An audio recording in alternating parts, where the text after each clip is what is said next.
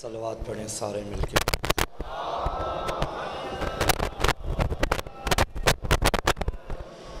بار دیگر بآواز بلند صلوات پڑھیے۔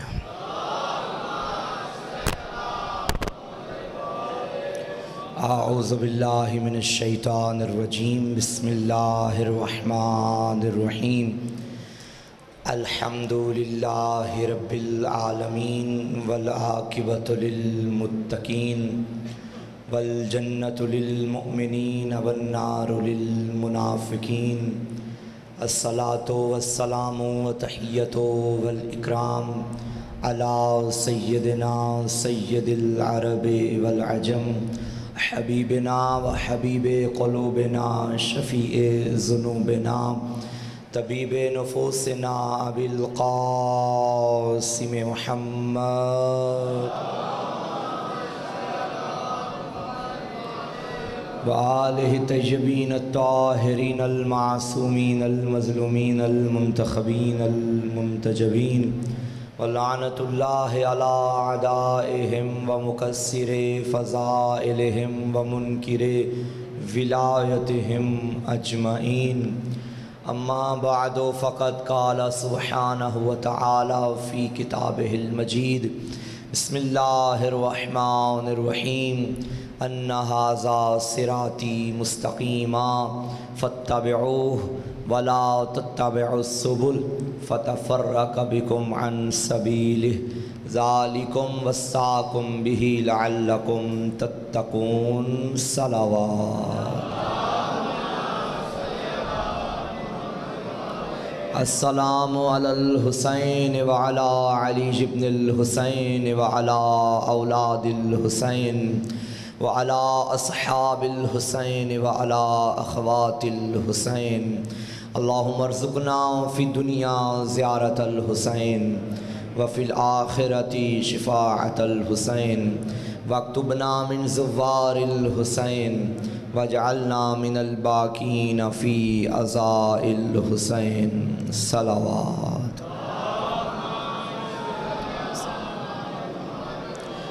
نعرہ تکبیر، ماشاءاللہ مل کے بآواز بلند، نعرہ تکبیر، نعرہ رسالت، نعرہ رسالت، نعرہ حیدری، نعرہ حیدری، حسینیت، یزیدیت، دشمنان اہل بیت پہ لعنت، برائے عظمت جناب سیدہ طاہرہ بلند تر صلوات۔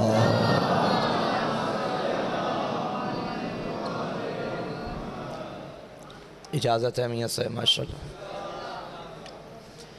تمام تعریفیں اس اللہ کے لیے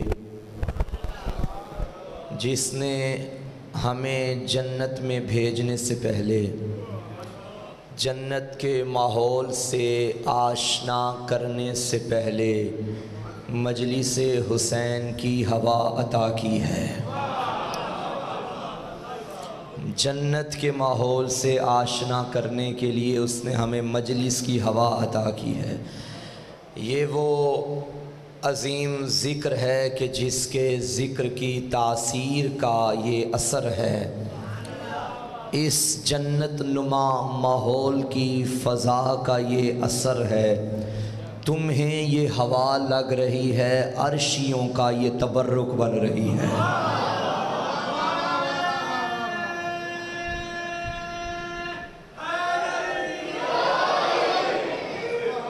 کائنات میں یہ زمین کے وہ ٹکڑے جہاں جہاں ذکر علی ہو رہا ہے، خدا گواہ ہے، باقاعدہ روایت موجود ہے کہ جب آپ یہاں بیٹھتے ہیں صرف آپ نہیں بیٹھتے، اللہ کے ملائکہ بھی آ کے بیٹھتے ہیں، اور جب وہ آ کے بیٹھتے ہیں اور آپ چلے جاتے ہیں اور یہ سارے انتظامات کلوز ہو جاتے ہیں، پھر وہ ملائکہ عرش پہ واپس جاتے ہیں۔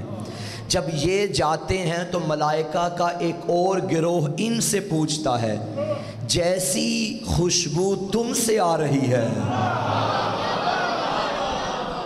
یہ کہاں گئے تھے تم لوگ؟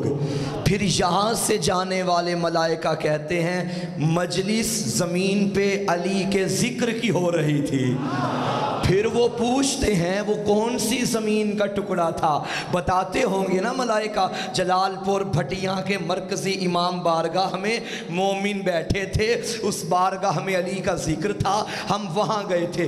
پھر وہ عرش کے ملائکہ ان سے کہتے ہیں ہمیں بھی وہ جگہ بتاؤ، تم تو آ گئے ہو اب ہم بھی جاتے ہیں۔ پھر یہ ملائکہ کہتے ہیں تمہیں دیر ہو گئی، وہ مجلس ختم ہو گئی ہے۔ توجہ ہے سامنے محترم؟ اللہ اکبر۔ یہ معمولی فرش عزا نہیں ہے، خدا کی قسم بیٹھے تم فرش ہو، فرش پہ ہو، فرش نشیں ہو کے بھی ابھی عرش نشیں بنے ہوئے ہو۔ یہ ذکر اہل بیت کا وہ اعجاز ہے، وہ اثر ہے۔ ہزارہا اللہ کی رحمتیں ہوں ان چہروں پر جو علی کے ذکر میں کھلتے ہیں، حسین کے غم میں روتے ہیں۔ کوئی غم نہ دیکھو آپ دنیا کا سوائے آل محمد کے غم کے۔ یہ مجالس ہدایت کا وہ منبع ہیں جہاں سے رزق ہدایت تقسیم ہوتا ہے۔ یہ مجالس حق اور باطل کی پہچان کروانے والی ہیں۔ یہ مجالس اچھے اور برے میں امتیاز پیدا کرنے والی ہیں۔ اس مجلس سے ہمیں وہ رزق ملتا ہے کہ جو ہم سارا سال اپنے بدن میں رکھ کے ہمیشہ صراط مستقیم کی پہچان کر سکتے ہیں۔ موضوع آپ کے اذہان میں موجود ہے، صراط خدا بزبان خدا۔ اللہ کا راستہ اسی مجلس سے ملے گا۔ میں نے جس آیت کو موضوع سخن قرار دیا، ایک مرتبہ دوبارہ اس کا ترجمہ سماعت فرما لیں تاکہ آپ کے اذہان میری گفتگو سے متصل ہو جائیں۔ سورہ انعام آیت نمبر 153، بسم اللہ الرحمن الرحیم، ان ھذا صراطی مستقیما، یہ میرا راستہ سیدھا ہے، فاتبعوہ، پس تم اس کے پیچھے چلو، وَلَا تَتَّبِعُوا السُّبُلَ فَتَفَرَّقَ بِكُمْ عَنْ سَبِيلِهِ، اور خبردار ان مختلف راستوں پہ نہ چلنا جو تمہیں اس راستے سے دور کر دے۔ پتہ چلا جو بھی علی سے دور کر دے اس راستے پہ چلنا کل بھی حرام تھا، آج بھی حرام ہے۔ ذَالِكُمْ وَصَّاكُمْ بِهِ لَعَلَّكُمْ تَتَّقُونَ، یہ اللہ تمہیں ہدایت کر رہا ہے تاکہ تم متقی بن جاؤ۔ آیت پہنچ گئی تو کل کی پرسوں کی گزشتہ 2-3 مجالس کی گفتگو سے ہم اس نتیجے پر پہنچے ہیں، نبی بھی صراط خدا، علی بھی صراط خدا۔ جس راستے کی طرف اللہ حکم دے وہ راستہ بھی اللہ کا راستہ، جس راستے کی طرف نبی حکم دے وہ بھی اللہ کا راستہ، اور جس راستے کی طرف علی بلائے وہ بھی اللہ کا راستہ۔ ٹھیک ہے، یہاں تک آپ پہنچ گئے، چلیں آگے۔ رسول جب تمہیں دعوت دے قبول کرو، یہی صراط خدا۔ سورہ انفال میں اللہ نے فرمایا بسم اللہ الرحمن الرحیم، یا ایہا الذین آمنوا استجیبوا للہ ولرسول اذا دعاکم، اے ایمان والو جب اللہ اور اس کا رسول تمہیں دعوت دیں تو قبول کرو۔ اس آیت کو بھی دیکھو اور پہلے والی آیت، صراط پہ چلو گے تو متقی بنو گے۔ صراط وہ ہے جس پہ رسول بلائے، اور یہاں کیا فرمایا، رسول جب بلائے جو دعوت دے قبول کرو تاکہ متقی بن جاؤ۔ اب جو رسول کے بلانے پہ بھی نہ آئے وہ کچھ اور تو ہو سکتا ہے، متقی نہیں ہو سکتا۔ تو جو متقی نہیں ہو سکتا اس کی کیا اوقات ہے کہ امام المتقین کے مقابلے میں آئے؟ جو متقی نہیں سرے سے۔ متقی تب بنو گے جب رسول کی دعوت پہ لبیک کہو گے۔ تمام عالم اسلام سے سید زادے کا سوال ہے، اٹھاؤ نبی کی سیرت کی کتابیں، کون کون سی دعوتیں رسول نے تمہیں دی؟ جو جو دعوتیں دی ہیں ان دعوتوں کو قبول کرو، قبول کرو گے تو متقی بنو گے۔ بڑی بڑی دعوتیں ہیں مکی اور مدنی زندگی میں، مگر دو دعوتیں بڑی انمول ہیں۔ ایک وہ جو ایک اپنے اعلان رسالت کے آغاز میں دی تھی، دوسری وہ جو ظاہری زندگی کے اختتام پہ دی تھی۔ جو پہلی دعوت اسے ذوالعشیر کہتے ہیں، جو آخری دعوت اسے غدیر کہتے ہیں۔ یہ دعوتیں ہیں رسول کی۔ بہت شکریہ۔ اب بتاؤ رسول نے یہ دعوتیں دی ہیں یا نہیں؟ سارے بولو، دی ہیں۔ اور اللہ نے کیا فرمایا؟ جب رسول دعوت دے تو قبول کرو، یہی صراط خدا ہے۔ صراط خدا پہ چلو گے تو متقی بنو گے۔ اب تلاش کرو جو ذوالعشیرہ میں دعوت دی، تب نبی نے تمہیں بلا کے دیا کیا تھا؟ جو غدیر میں دعوت دی تمہیں اکٹھا کر کے دیا کیا تھا؟ جو دعوت ذوالعشیرہ میں دیا اسے لا الہ الا اللہ کہتے ہیں، جو میدان غدیر میں دیا اسے علی ولی اللہ کہتے ہیں۔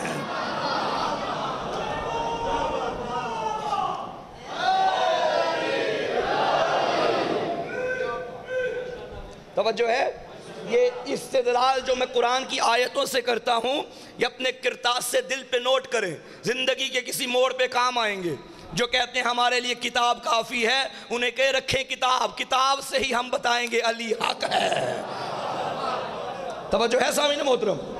پہلی دعوت ذوالعشیر، آخری دعوت میدان غدیر۔ پہلی وہ جو ابو طالب کے گھر میں ہوئی۔ یہ ابو طالب کا گھر کہاں ہے؟ کون سے شہر میں؟ مکہ میں۔ مکہ میں اللہ کا اپنا گھر موجود تھا۔ میرا سوال ہے پھر وہ توحید کے جلسے ابو طالب کے گھر میں کیوں کر رہا ہے؟ تو سارے مسلمان یہ جواب دیں گے مولانا وہ وقت تھا جب اللہ کے گھر میں بت رکھے ہوئے تھے، اور جہاں بت ہوتے ہیں وہاں توحید کے جلسے نہیں ہوتے۔ تو مان لے جب رحمان کے گھر میں بت تھے تب بھی عمران کے گھر میں بت نہیں تھے۔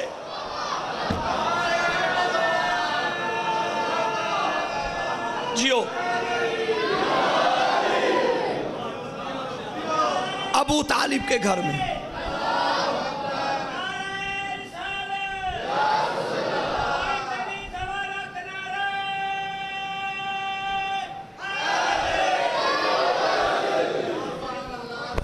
جلسہ ابو طالب کے گھر، 3 دن تک اس جلسے کی نشستیں رہیں۔ بنی اسرائیل کے لیے پکے پکائے کھانے نازل کرنے والے اللہ نے اسلام کا پہلا لنگر ابو طالب کے گھر میں پکوایا۔ ہائے ہائے ہائے ہائے، تاکہ اسلام پہلے دن ہی ابو طالب کے گھر کا نمک کھا لے۔ اب قیامت تک جو بھی مسلمان ایمان ابو طالب کو بھونکے سمجھو نمک حرام بھونک رہا ہے۔ کون جانے مقام ہے ابو طالب؟ میاں صاحب اجازت دیتے ہیں کہ بلا اجازت دیتے ہیں، ایک جملہ میں پڑھنے لگا ہوں شان ابو طالب میں۔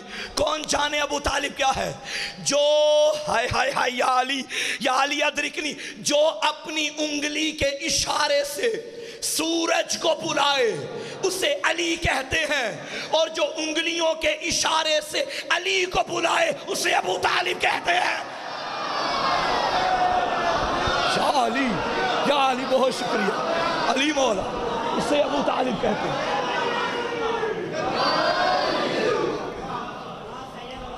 تین دن تک جلسہ۔ یہ جو ابو طالب کے گھر میں لنگر پکا تھا، پکانے والا کون تھا؟ بنت اسد۔ بنت اسد کے ہاتھوں کی پکی ہوئی روٹیاں اسلام نے کھائیں۔ 3 دن تک جلسہ ہوتا رہا۔ پہلی تقریر سے پہلے لنگر تقسیم کیا گیا، لوگوں نے لنگر کھا لیا۔ رسول کی تقریر کی باری آئی، کھانے والے کھا کے چلے گئے، بات پھر وہیں رہ گئی۔ بلانے کا مقصد کیا؟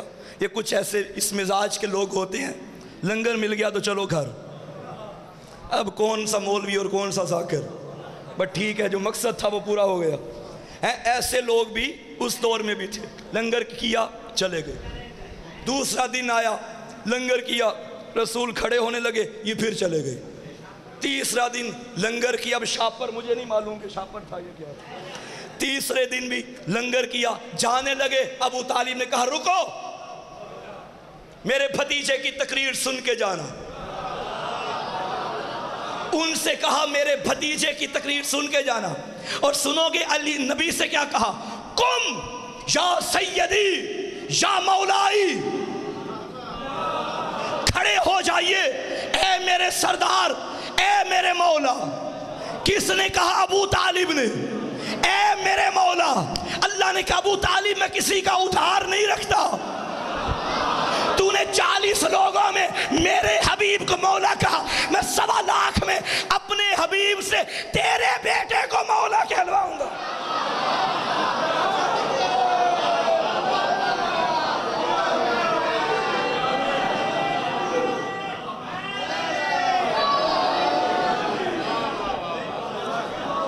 یہ پہلی دعوت رسول کی، یہی صراط خدا ہے.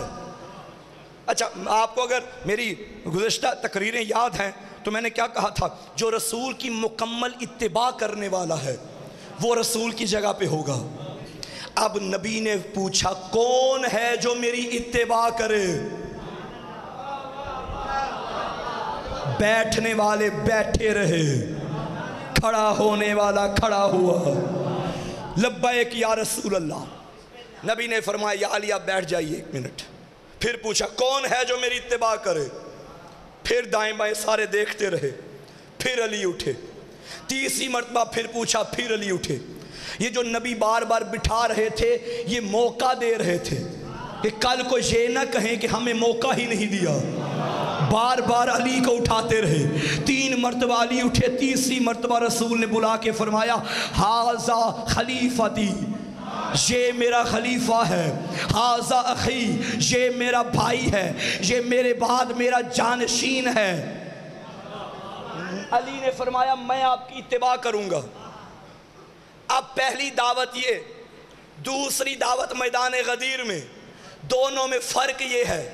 دعوت ذوالعشیر میں علی اپنی مرضی سے اٹھے، دعوت غدیر میں اللہ کی مرضی سے اٹھے. کیونکہ غدیر سے پہلے علی اللہ کی مرضیاں خرید چکا تھا. اب جو اللہ کی مرضی وہی علی کی مرضی، جو علی کی مرضی وہی اللہ کی مرضی. یہ دوسری دعوت. مجمع اکٹھا کیا، آگے والوں کو پیچھے بلایا، پیچھے والوں کو ساتھ ملایا. ابھی قبلہ فرما رہے تھے نا کہ مصائب غور سے سنا کریں، ایک ایک لفظ میں درس ہے. اسی طرح فضائل بھی غور سے سنا کریں، ایک ایک لفظ میں درس ہے. جہاں اعلان ولایت ہونا تھا آگے والوں کو پیچھے ملایا، پیچھے والوں کو ساتھ ملایا. گویا نبی نے بتا دیا ہماری ولایت وہ نقطہ اعتدال ہے، نہ اس سے آگے جانا ہے. اور جو پیچھے رہ گئے وہ بھی ذرا اپنی معرفت بڑھائیں، ہمارے ساتھ ملیں. یہی نقطہ اعتدال. منبر پالانوں کا ابھی پہنچے ہی تھے، جبریل آئے. رسول نے سلیمان سے کہا سلیمان جی وارث ایمان منبر بناؤ. یا رسول اللہ منبر یہاں کہاں سے منبر آئے گا؟ صحرا چٹیل میدان، منبر دور دور تک کوئی منبر نظر نہیں آ رہا. اچھا پھر ایسا کرو بناؤ. لا نہیں سکتے تو بناؤ. سلیمان نے کہا یا رسول اللہ بنانا بھی کہاں سے ہے؟ کوئی چیز نہیں، کوئی کارپینٹر نہیں. فرمایا میں مشورہ دیتا ہوں، یہ جو اونٹوں کے اوپر پالان ہے انہیں اتارو اور ان کا منبر بناؤ. میں کہوں گا یا رسول اللہ آپ کا کام تھا خطاب کرنا، ان کے ذمے لگا دیتے جیسا مرضی منبر بنائیں. لیکن آپ نے خود کیوں مشورہ دیا کہ جیسے میں بتاؤں ویسے منبر بناؤ؟ بعید نہیں آواز رسالت آئے، میں زمانے کو بتا رہا ہوں جب منبر میری مرضی کے بغیر نہیں بن سکتا تو منبر والا کیسے بن سکتا ہے؟ منبر بھی میری مرضی سے بنے. بہت شکریہ. ممبر بھی میری مرضی سے بنے گا، ممبر والا بھی میری مرضی سے بنے گا. آپ لیٹ ہو گئے آج. ممبر بھی میری مرضی سے بنے گا، ممبر والا بھی میری مرضی سے بنے گا. پالان، ہائے ہائے ہائے، خدا کی قسم میں خود وجد میں آ گیا ہوں. پالان، اوپر پالان، اوپر پالان، اوپر نبیوں کا سلطان، ہاتھ میں کل ایمان، یعنی فرزند حضرت عمران. جو خوش ہوا وہ سلیمان، جو جل گیا وہ شیطان. علی مولا، علی مولا.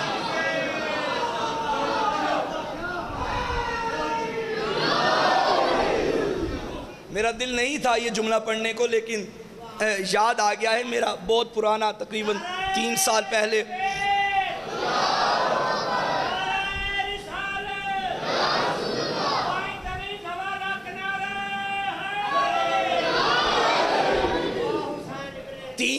پہلے میں نے کسی مقام پہ کہا تھا، اور وہ کلپ بھی بڑا وائرل ہوا سوشل میڈیا پہ، اسپیشلی غدیر کے ایام میں.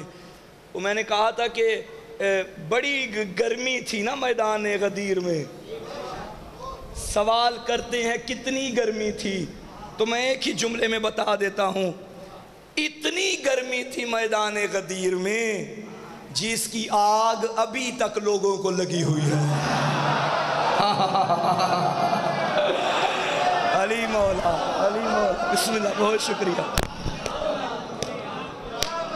ناز کیا کرو تمہیں علی ملا ہے. اب نبی نے اٹھایا، میں نے غدیر نہیں پڑھنی تھی لیکن چونکہ موضوع کے اندر آ گئی تو میں نے اشارہ کر دیا.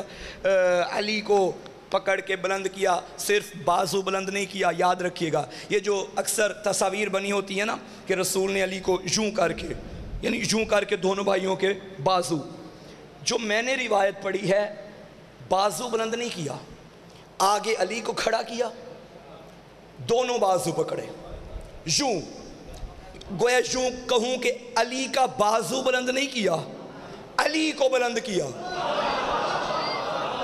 1.25 لاکھ کو نظر علی آ رہے تھے، آواز نبی کی آ رہی تھی. یوں آگے کھڑا کر کے دونوں بازو بلند کر کے. اب جملہ سننا، آیت کیا تھی؟ انا ھذا صراطی مستقیما، یہ میرا راستہ سیدھا ہے. یہ اللہ نے ھذا کہتے ہیں قریب والی شے کو. یہ اللہ کے پاس کون سا جو راستہ تھا جو کہا ھذا، یہ والا راستہ. اس ھذا کو سمجھنے کے لیے میں نے ساری تاریخیں پڑھ لی، تفسیروں کا مطالعہ کر لیا، نبی کی ساری زندگی کا مشاہدہ کر لیا کہ یہ ھذا اللہ نے کیوں کہا. یہ تو میدان غدیر میں پتہ چلا. قرآن میں اللہ نے کہا تھا انا ھذا صراطی مستقیما، نبی نے غدیر میں بتا دیا. جسے وہ ھذا سمجھ نہیں آیا تو دیکھو وہ ھذا کیا ہے. من کنت مولا فھذا.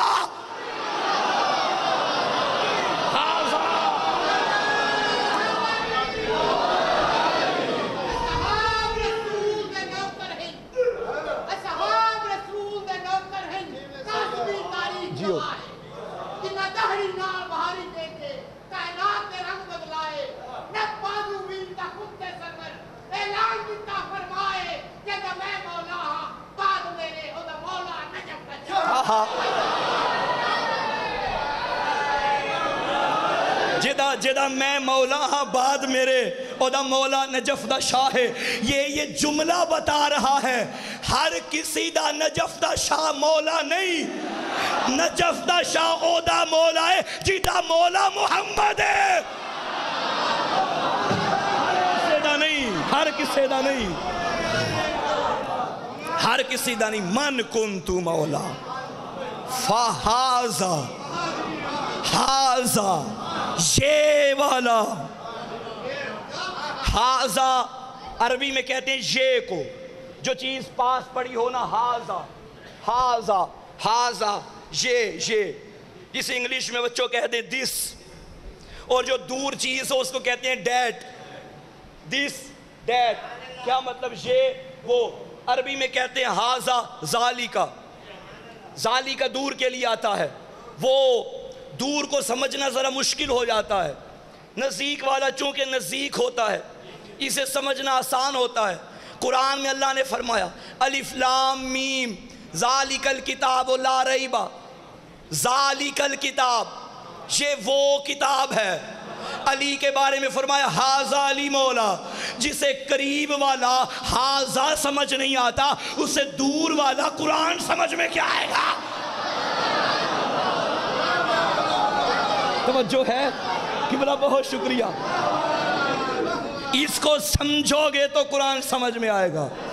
یہی وجہ ہے کہ کچھ لوگ قرآن پڑھ کے بھی نہیں سمجھ پائے، اور قرآن ہی ان کے گلے میں حلق میں ہڈی بنا ہوا ہے، کیونکہ قرآن اس دل میں اترے گا جس دل میں علی ہوگا۔ قرآن صرف رٹے والی کتاب نہیں، قرآن میں بار بار کہا گیا تفکر کرو، تدبر کرو، غور کرو، فکر کرو۔ صرف یاد کر لینے سے قرآن کا حق ادا نہیں ہوتا۔ قرآن کی ایک ایک لفظ پہ 14 صدیاں گزر گئیں، آج بھی تفسیریں ہو رہی ہیں، اور کوئی ایسی تفسیر نہیں جس پہ کہا جائے بس یہ آخری ہے، اس کے بعد کسی تفسیر کی گنجائش نہیں۔ قیامت تک تفسیریں، اتنی وسعت ہے اس کتاب میں۔ کیا فرمایا آپ نے؟ اودا مولا نجف دا شاعر، اودا مولا نجف دا شاعر جدا مولا نبی ہے، اودا مولا نجف دا شاعر۔ یہ تشریح کی گئی ہے من کنت مولا کی، من کنت مولا فہذا علی مولا، جس کا میں مولا ہوں اس کا علی مولا ہے۔ یہ جملہ میں نے اس علاقے میں کبھی نہیں پہلے کہا، یہ ایک مرتبہ پہلے کہا تھا یہ عید غدیر پہ فیصل آباد میں، اس کے بعد میں نے یہ جملہ نہیں کہا، آج یہاں کہہ رہا ہوں۔ من کنت مولا فہذا علی مولا، اس کا ترجمہ بچوں کیا ہے؟ جس کا میں مولا ہوں اس کا یہ علی مولا ہے۔ یہ ترجمہ غلط ہے۔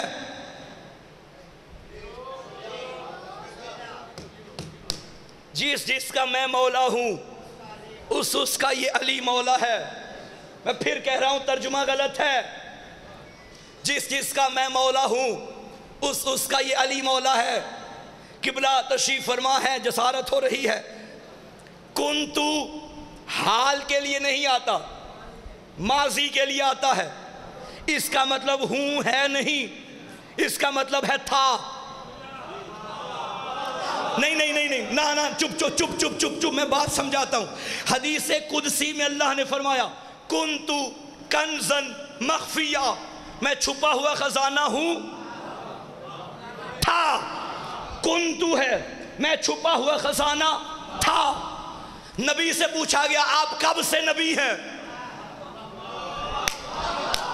نبی نے فرمایا کنتو نبیہ، میں اس وقت بھی نبی تھا جب آدم مٹی اور پانی کے درمیان تھا۔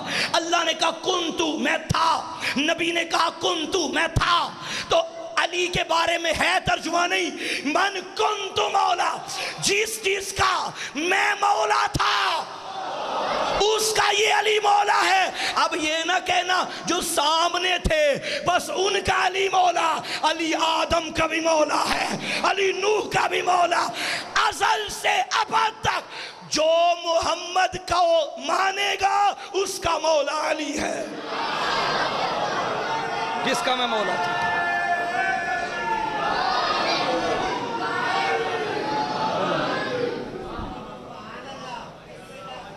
جس کا میں مولا تھا اب اس کا یہ علی مولا ہے۔ اور یہ بھی سمجھیے گا غدیر میں علی کی ولایت کا اعلان ہوا ہے، علی کو ولایت ملی نہیں ہے۔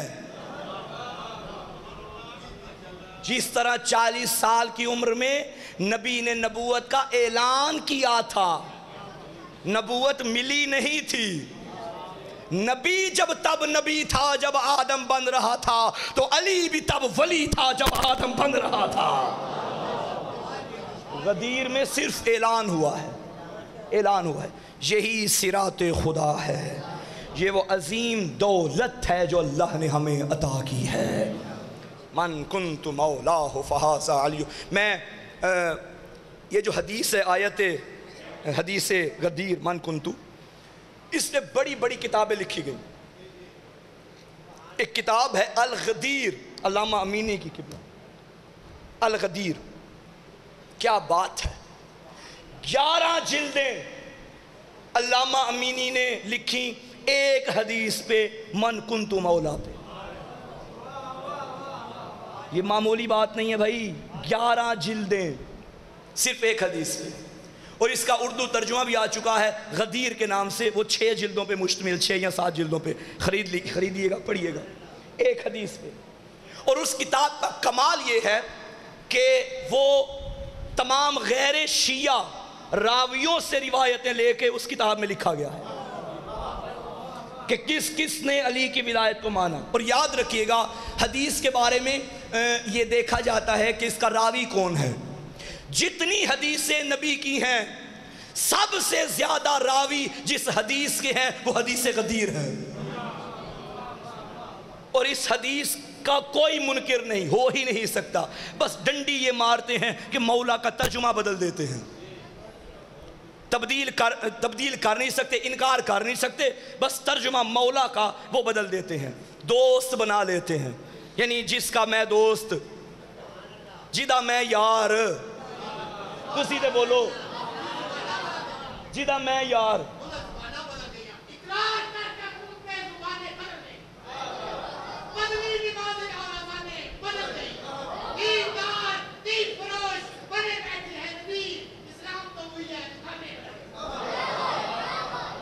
توجہ ہے ماشاءاللہ. یعنی جدہ میں یارو دالی یار. جی مولا کا مطلب یہ وہ نہیں ہے جو شیعہ کرتے ہیں، اولا بھی تصرف، حاکم، سربراہ، سید، سردار. نہیں، مولا کا مطلب ہے دوست. یہ کوئی بڑی بات نہیں ہے. اعلان کر دیا جس کا میں دوست اس کا علی دوست، تو اس میں کوئی بڑی بات کیا آ گئی. اچھا اگر مولا کا مطلب دوست ہے، یار ہے، پھر رکنا ایک لمحے. یہ لاکھوں کو بلا کے، پالانوں کا منبر بنا کے، تازے حاجی تھکے ہوئے مناسک حج ادا کر کے، تھکاوٹ میں انہیں اتنا کھڑا کیا، اتنی دیر وہاں بٹھائے رکھا کہ میں اپنی یاری کا اعلان کر رہا ہوں.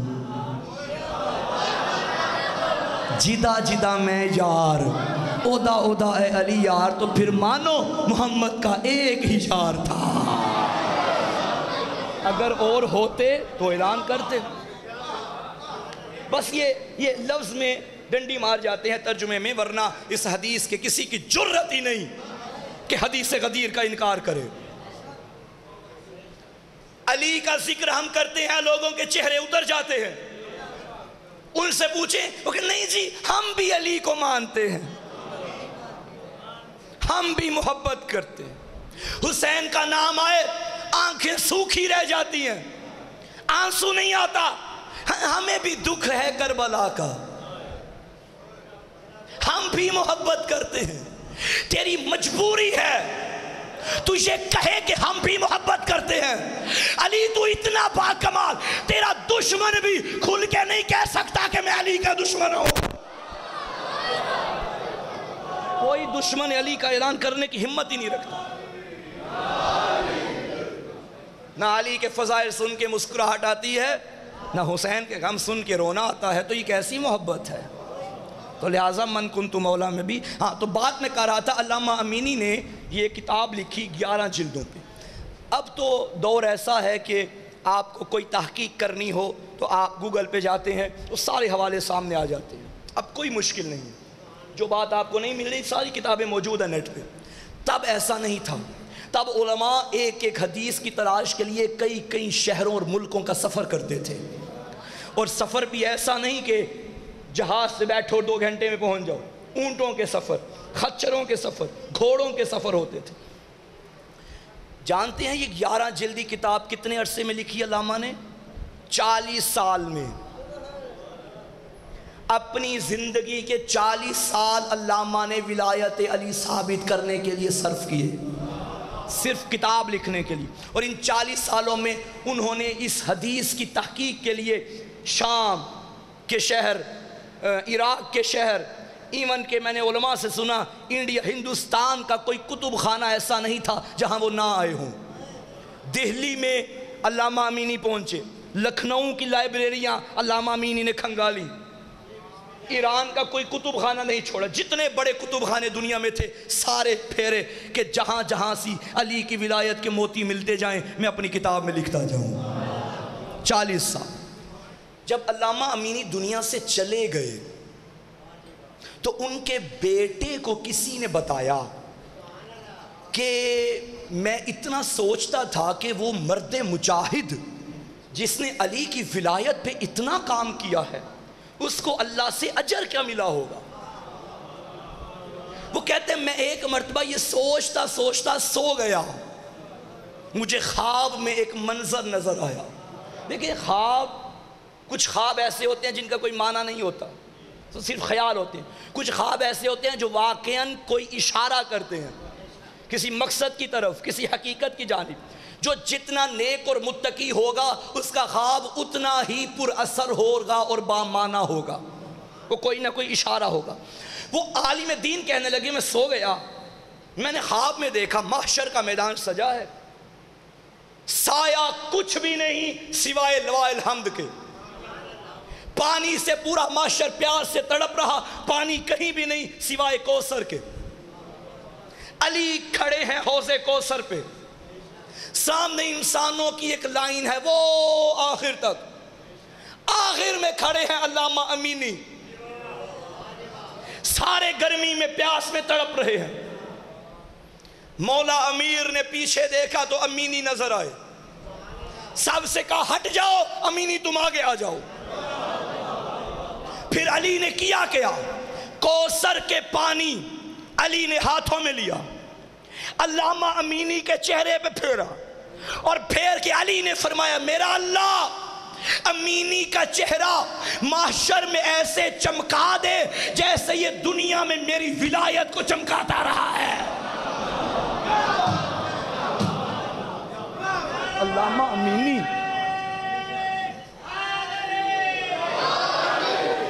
ولایت پہ کام کرنا بڑا اجر ہے، یہ وہ دولت ہے، خدا کی قسم ناز کیا کرو اس دولت عظیم پر، اس دولت عظمیٰ پر۔ کسی نے چھٹے مولا کی بارگاہ میں آ کے عرض کیا تھا مولا میں غریب ہوں دعا فرمائیے، گھر میں ایک ٹائم کا چولہا جلتا ہے دوسرے ٹائم کا نہیں جلتا۔ امام نے فرمایا تجھ سے بڑا امیر ہی کوئی نہیں۔ کہنے لگا مولا آپ صادق ہیں لیکن جھوٹ مولا میں بھی نہیں بول رہا، غربت گھر میں ہے، بچے بلکتے ہیں روتے ہیں، کھانے کے لیے کچھ نہیں۔ آپ نے فرمایا میں امیر ہوں مولا تشریف فرمائیے۔ آقا نے فرمایا اپنے دل میں ہماری ولایت رکھتا ہے یا نہیں؟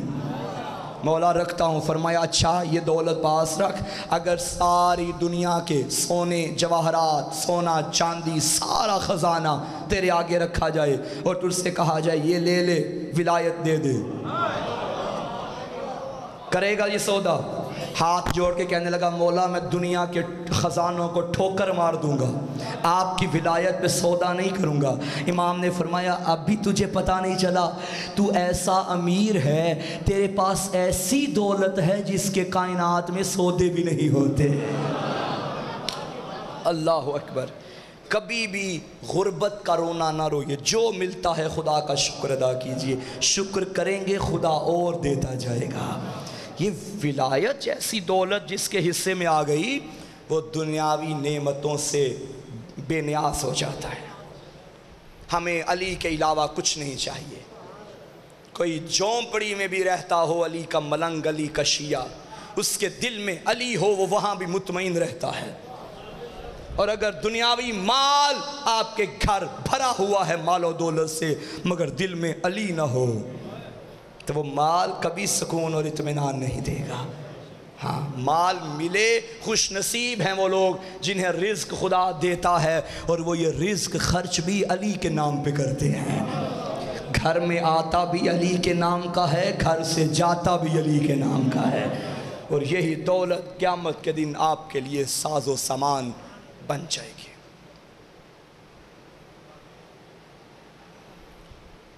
3 شعبان اللہ نے سیدہ کو حسین عطا کیا۔ جس گھر میں بھی کوئی بیٹا آئے دنیا میں وہ گھر والے مٹھائیاں تقسیم کرتے ہیں، خوشیاں مناتے ہیں۔ یہ وہ بیٹا تھا محمد کا ہاتھوں میں لے کے رسول رونے لگے ہیں۔ سیدہ نے پوچھا بابا اللہ نے مجھے لال عطا کیا ہے، خوشی کا موقع ہے، آپ رو کیوں رہے ہیں؟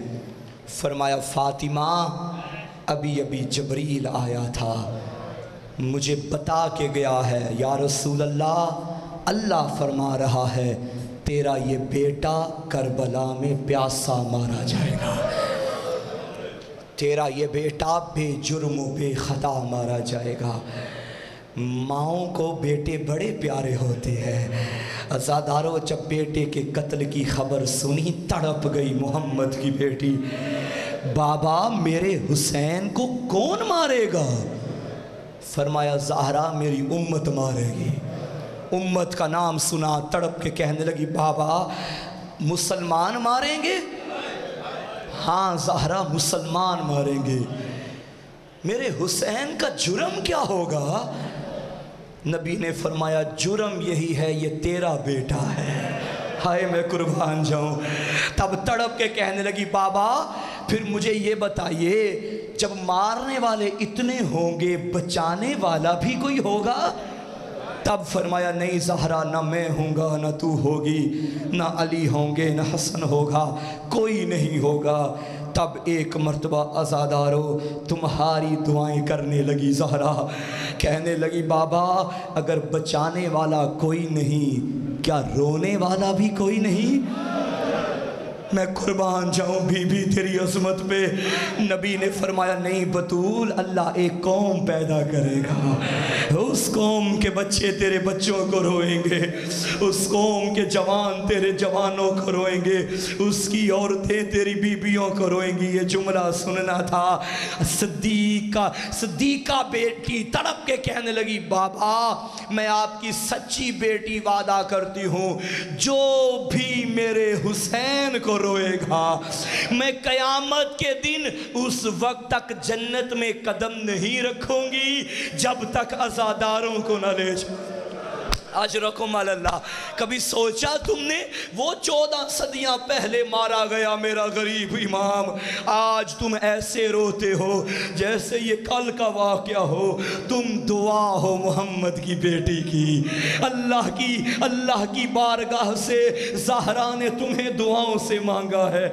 2 چیزیں اللہ سے مانگی، ایک عزادار مانگا، ایک علمدار مانگا۔ عزادار بھی حسین کا، علمدار بھی حسین کا مانگا۔ عزاداروں میں نے کل عرض کیا تھا بڑی مشکل سے ماں کی قبر کو جدا کیا حسین نے۔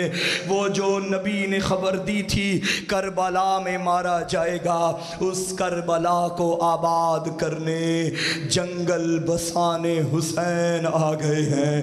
آج 4 محرم ہے، 2 دن ہو گئے عالیہ جنگلوں میں آ گئی ہے۔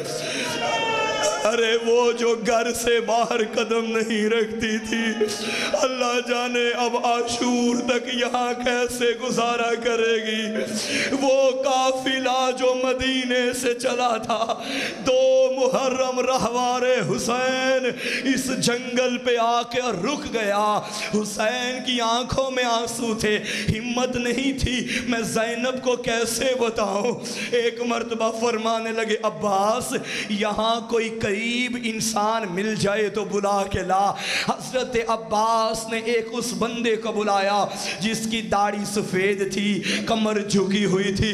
امام نے پوچھا ایوہ الشیخ اے ضعیف بتا اس زمین کا کیا نام ہے؟ کہنے لگا اسے ماریا کہتے ہیں۔ امام نے پوچھا کوئی اور نام ہے؟ کہنے لگا اسے نینوا کہتے ہیں۔ امام نے پوچھا کوئی اور نام ہے؟ جب سوال بڑھتا گیا اس ضعیف نے پلکوں کو اٹھایا، چہرہ دیکھ کے کہنے لگا تم مباہلے والی زہرا کا بیٹا تو نہیں؟